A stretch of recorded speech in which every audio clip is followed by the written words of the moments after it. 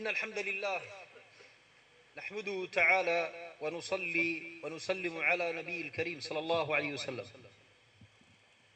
الحمد لله الذي ساقنا إلى مثل هذه المجالس التي يعظم فيها الله تبارك وتعالى، فنسأل الله جل وعلا أن يتقبل منا ومنكم هذا المسعى، وأقول لكم طبتم وطاب ممشاكم وتبواتم من الجنة منزلا.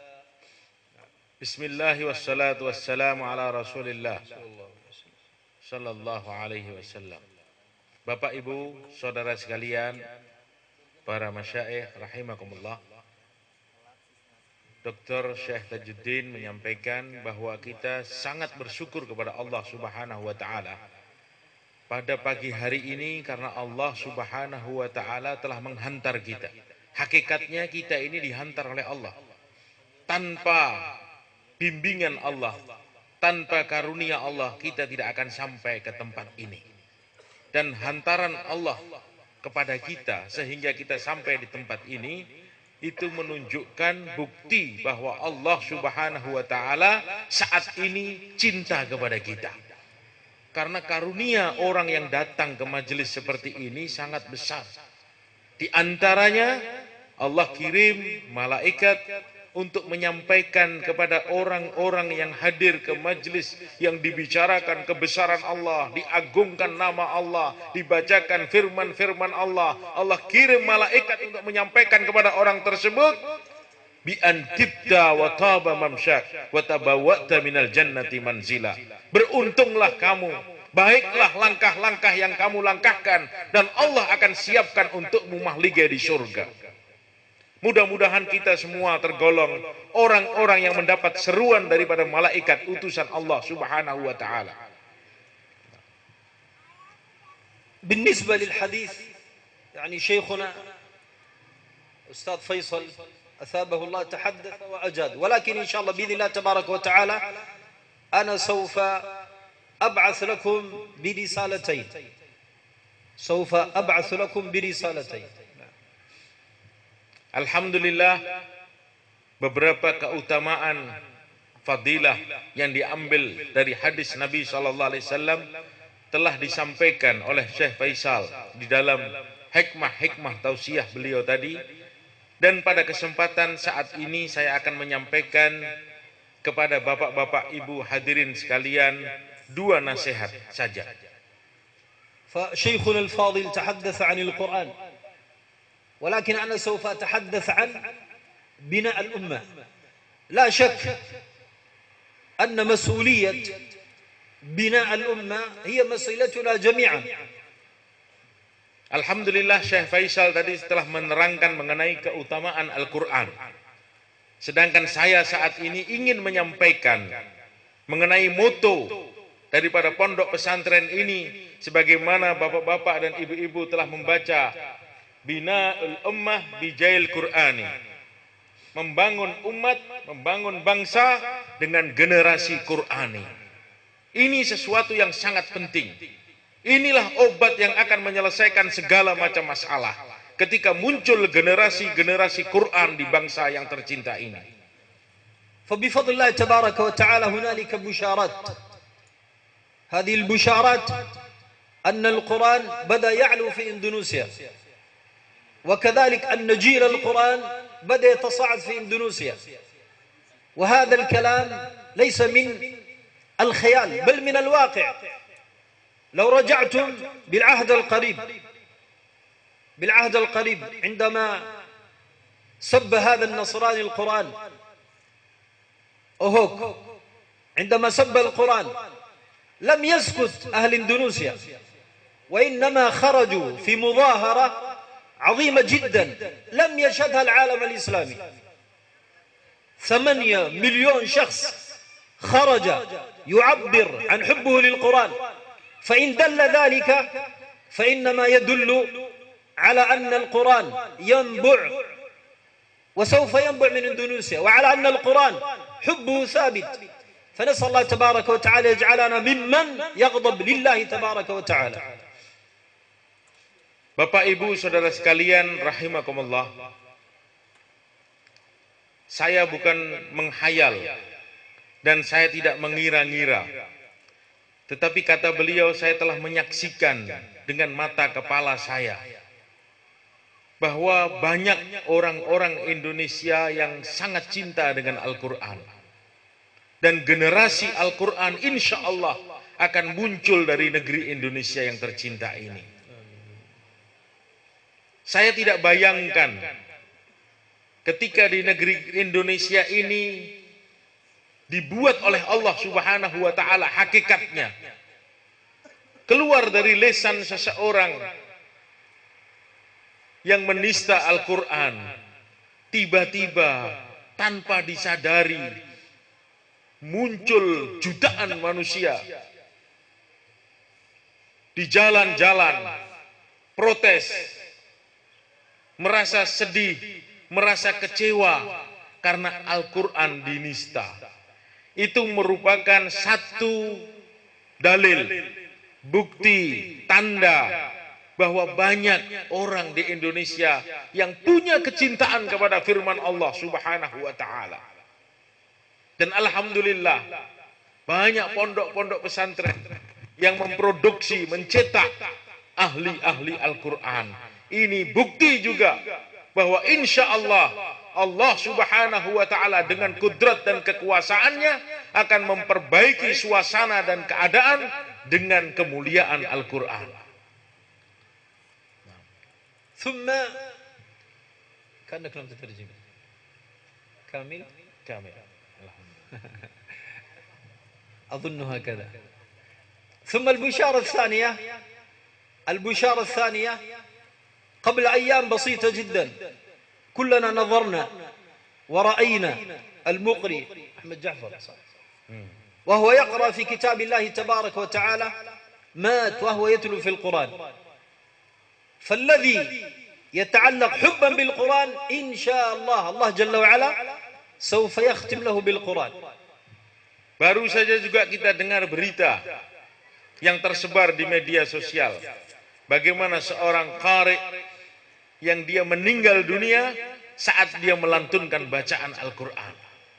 Matan nas ala aishihi, manusia itu akan mati sesuai dengan kebiasaannya. Maka seseorang yang membiasakan diri untuk membaca Al-Quran, cinta kepada Al-Quran, peduli kepada Al-Quran, insya Allah orang tersebut akan dimatikan oleh Allah dalam keadaan mencintai Al-Quran. والبشارة الثالثة من معهد الخليفة في هذا اليوم المبارك 9. إن قلت 9 أنبياء صدقت، إلا أنها لا يوحى لهم إلا أنهم أنبياء، لأن من جمع القرآن في صدره فهو من الأنبياء، إلا أنه لا يوحى له. فاليوم في هذا المعهد المبارك تخرج 9 من الأنبياء، وكلنا رأينا فرحتهم ورأينا فرحة الوالدين وفرحة النساء بهن، أصابهن البكاء فرحا.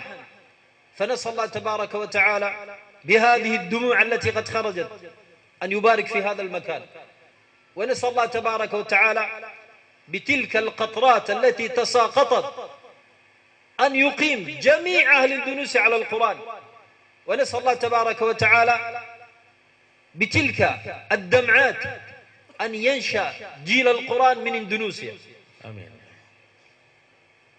Kemuliaan yang ketiga, kabar gembira yang ketiga yang saya saksikan pada hari ini, 9 para nabi.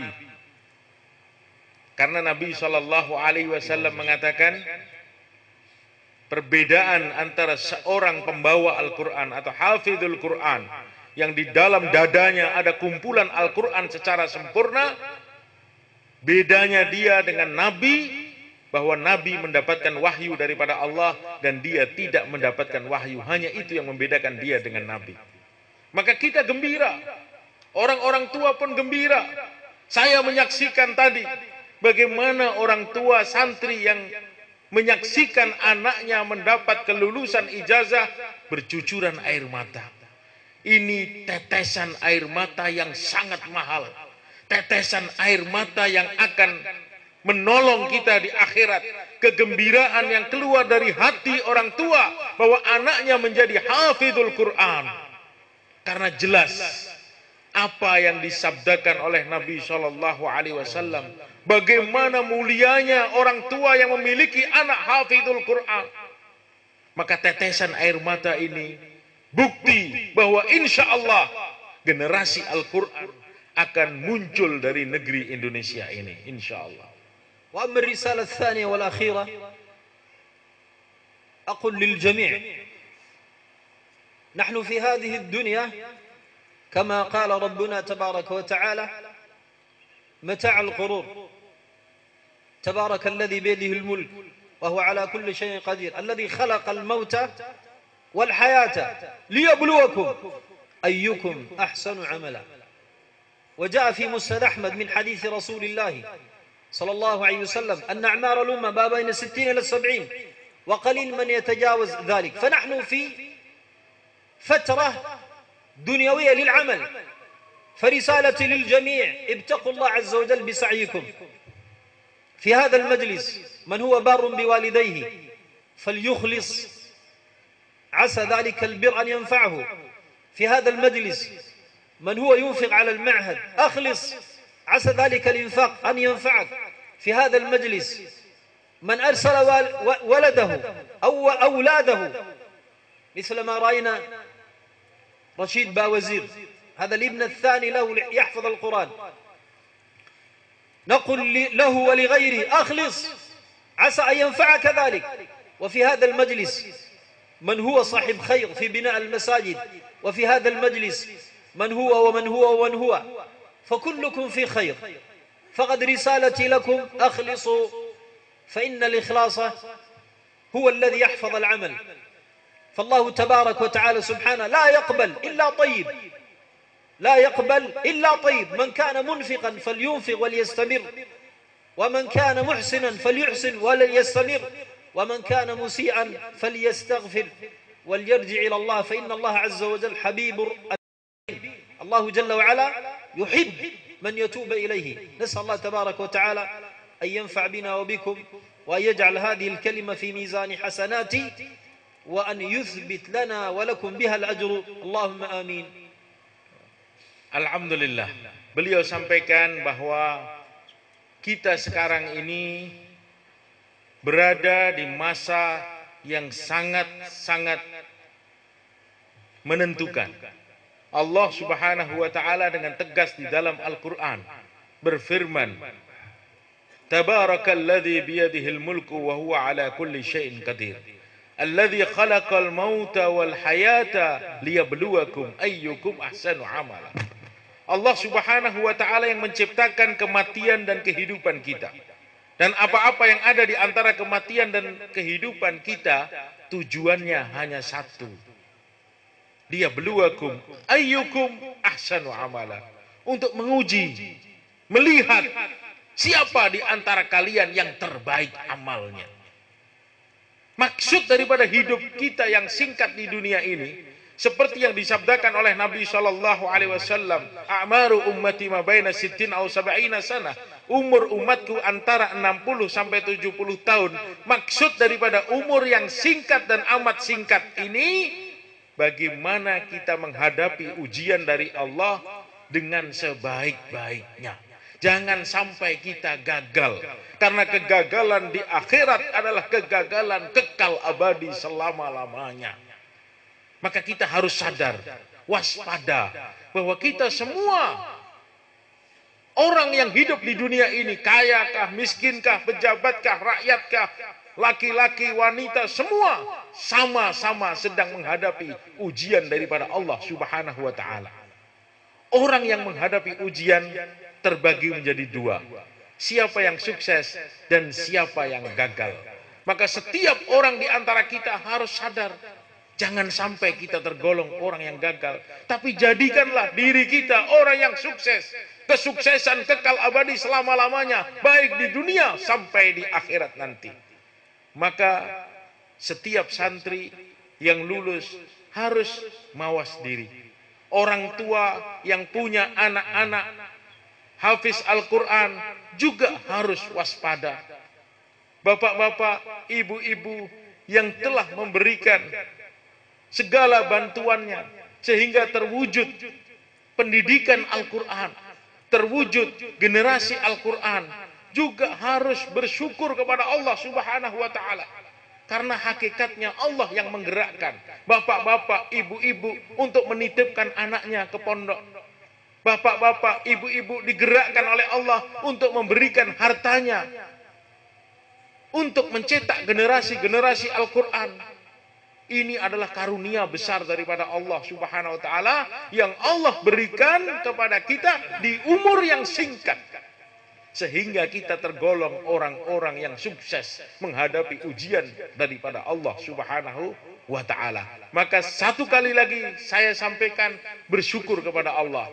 Bersyukur kepada Allah karena Allah Subhanahu wa Ta'ala berikan kepada kita karunia amalan yang besar, sehingga kita termasuk orang-orang yang sukses dalam menghadapi ujian Allah Subhanahu wa Ta'ala. Nah, Dr. Assalamualaikum warahmatullahi wabarakatuh. Waalaikumsalam.